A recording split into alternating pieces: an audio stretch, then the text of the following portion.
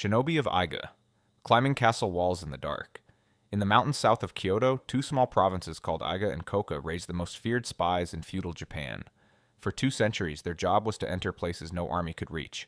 The shinobi were not warriors in the samurai sense. Their job was infiltration, observation, and sabotage, often disguised as priests, merchants, or wandering performers.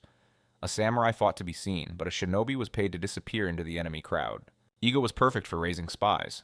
The mountainous terrain hid villages from outside lords, and the local clans organized themselves into a republic of shinobi families. They sold their skills to whichever daimyo could pay, and their training stayed inside their bloodlines.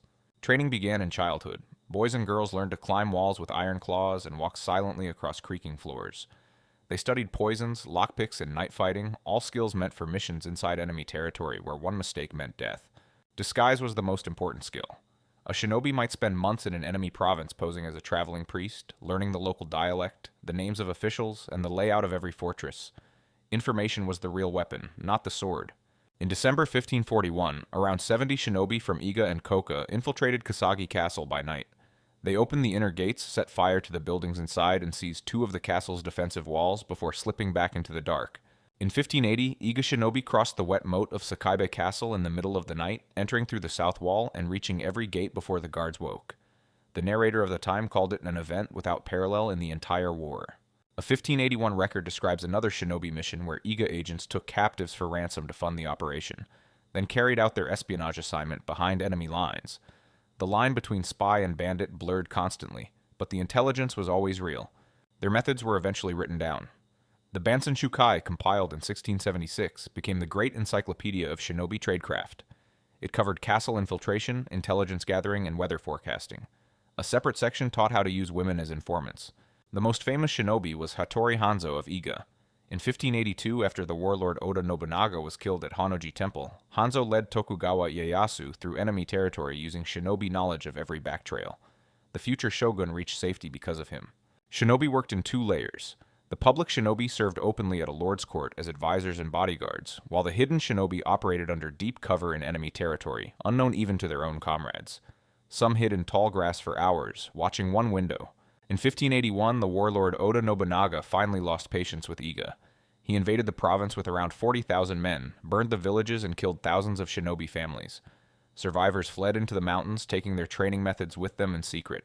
After Tokugawa Ieyasu became shogun in 1603, he employed Iga shinobi as guards of Edo Castle and as his personal intelligence network. They watched rival lords, the imperial court, and any region where rebellion might rise. Spying became official government work.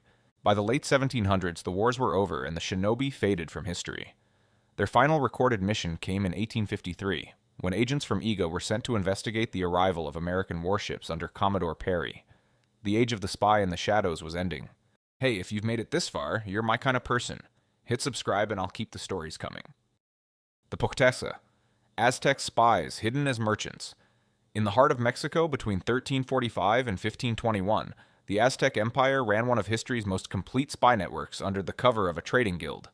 Its agents looked like luxury merchants, but they were hunting information. The Pochteca were a separate social class in Aztec society, ranked just below the warriors. They lived in their own neighborhoods, married only among themselves, and prayed to their own god, Yacatecutli, the patron of long roads and dangerous trade. The empire treated them as an elite. On the surface, they were traders. They moved jade, cacao, and tropical feathers across thousands of miles of Mesoamerica, returning with goods only the nobility could afford. But the Aztec rulers used them as the empire's eyes far beyond its borders.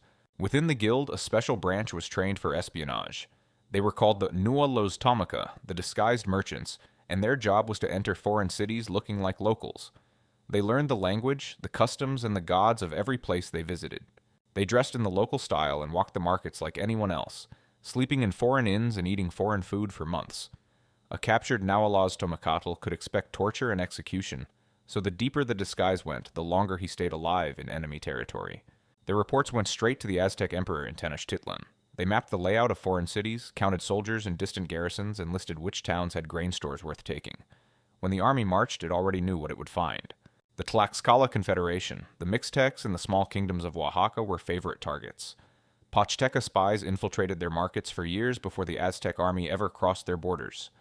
By the time the warriors arrived, every weak point in the city walls was already known.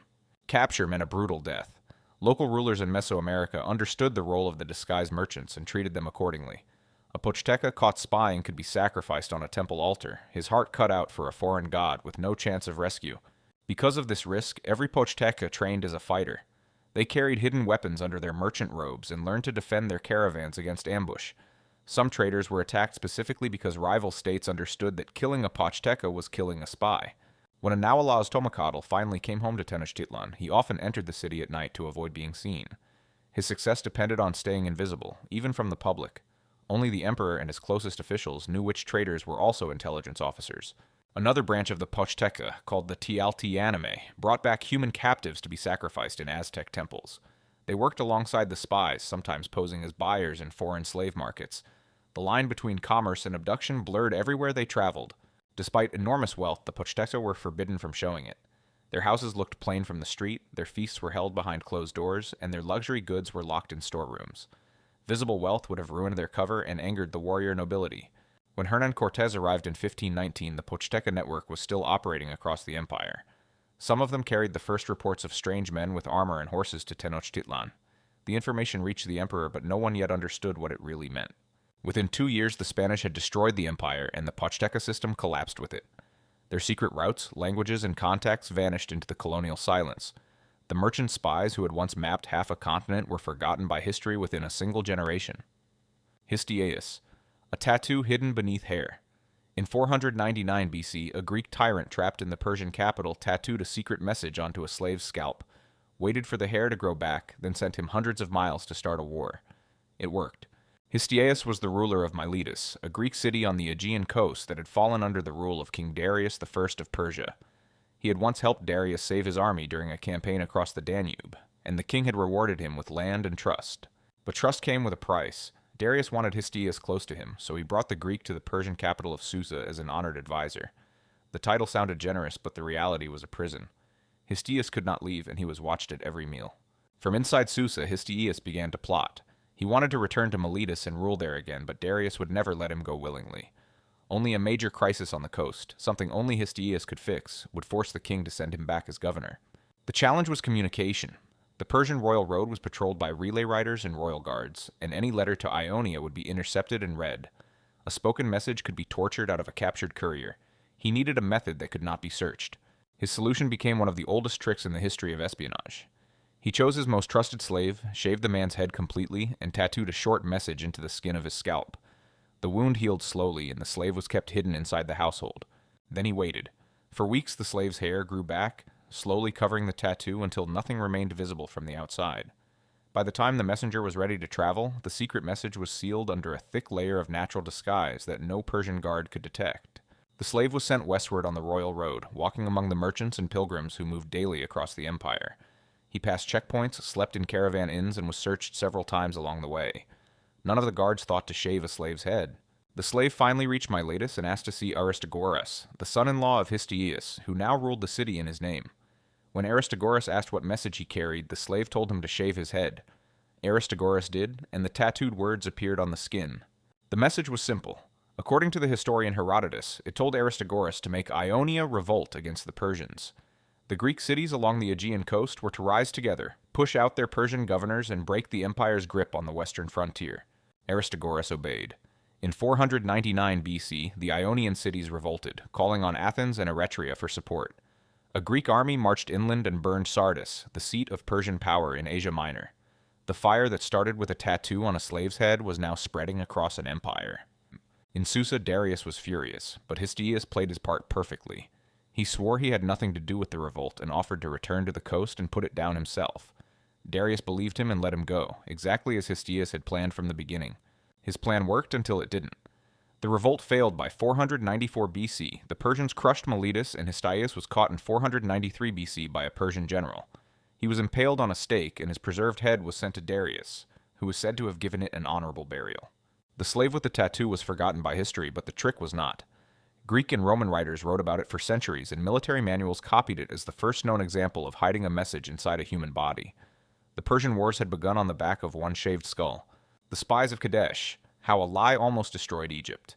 In 1274 BC, near the Syrian city of Kadesh, 2 captured Bedouin nomads told a lie that nearly destroyed an entire Egyptian army. They were not refugees, but planted spies sent by the Hittite king. The Egyptian Empire under Pharaoh Rameses II was marching north to take Kadesh, a fortified city held by the Hittite Empire. King Muwatalli II of the Hittites was waiting nearby with around 18,000 soldiers and the largest chariot force ever assembled in the ancient world. Both empires used spies. Egyptian scouts ranged ahead of the army, mapping roads and looking for enemy positions, while Hittite agents shadowed the Egyptian columns and sent reports back to their king. But Muwatalli wanted more than information because he was preparing to plant a lie.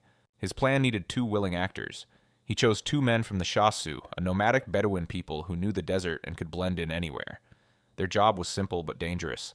They had to allow themselves to be captured by the Egyptians and tell a specific story. The story was that the Hittite army was nowhere near Kadesh. According to the script Muwatalli gave them, the king of the Hittites was hundreds of miles to the north near Aleppo, too afraid to face the pharaoh.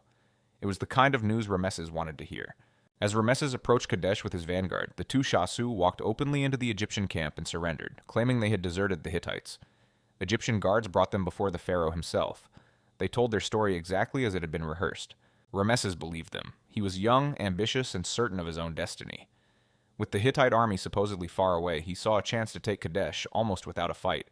He pushed forward with only one of his 4 divisions and let the others fall behind on the road. His Amun division crossed the Orontes River and set up camp on a hill northwest of Kadesh, well ahead of the rest of the army. Behind him, the Ray, Ptah, and Set divisions were spread out for miles, marching at their own pace. The pharaoh was now alone with a fraction of his forces. While the Egyptians dug their camp, scouts brought in 2 more captives, real Hittite agents this time. They refused to speak at first, so the Egyptian officers began to beat them. The beating went on until both men finally broke and started telling the truth. The truth was a nightmare. The entire Hittite army, every chariot and every soldier, was hidden behind the city of Kadesh, less than 2 miles from the Egyptian camp.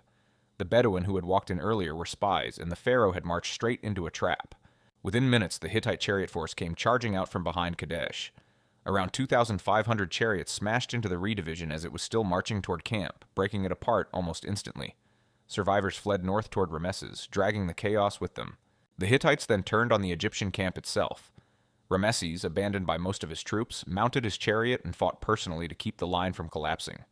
The Egyptian inscriptions later claimed he charged the Hittite ranks alone, though the truth was less dramatic. Reinforcements eventually arrived from the Ptah division, and the Egyptians managed to drive the Hittites back from the camp. The battle ended in a stalemate, not a victory. Both kings claimed they had won, but Rameses retreated south the next day and never took Kadesh. 2 spies with 1 rehearsed lie had nearly broken the most powerful empire on earth. The story of Kadesh was carved into the walls of Egyptian temples, including the Ramesseum and Abu Simbel, where the captured Shasu can still be seen being beaten beside the pharaoh's chariot. If you enjoyed this video, hit the subscribe button for more. Drop your thoughts in the comments below and see you in the next one.